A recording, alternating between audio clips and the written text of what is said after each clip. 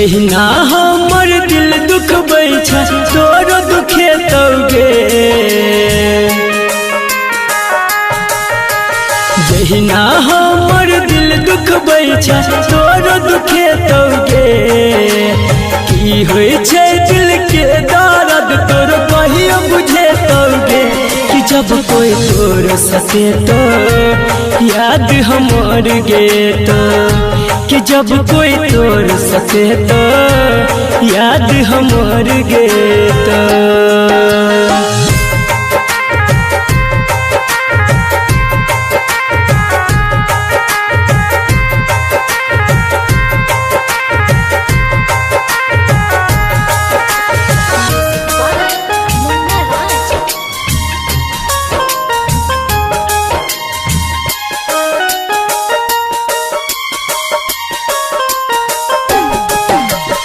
आंसू से नम जब भर भी गे प्यार के कदर तू कर भी,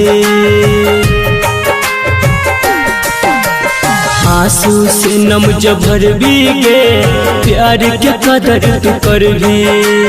दिल जब तुहर दुखे तो कियो हमरे लफेर मर भी। रहिया सही सही एक दिन गे,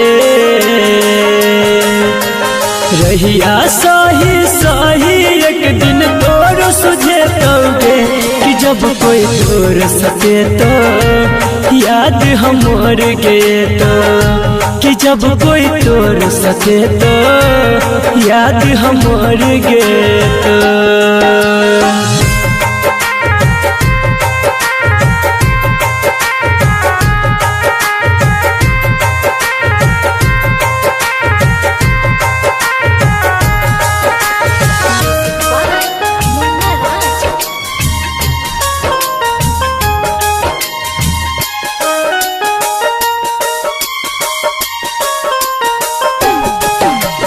दिल के खिलौना समझ के खेल तू खेले छही,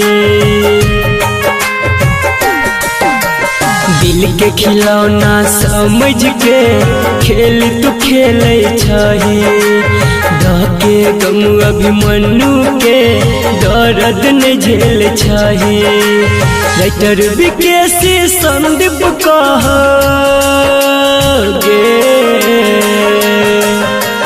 राइटर विकेसी संदीप नीक नहीं तौगे, कि जब कोई तोर सके तो याद हमर गे तो, कि जब कोई तोर सके तो याद हमर गे।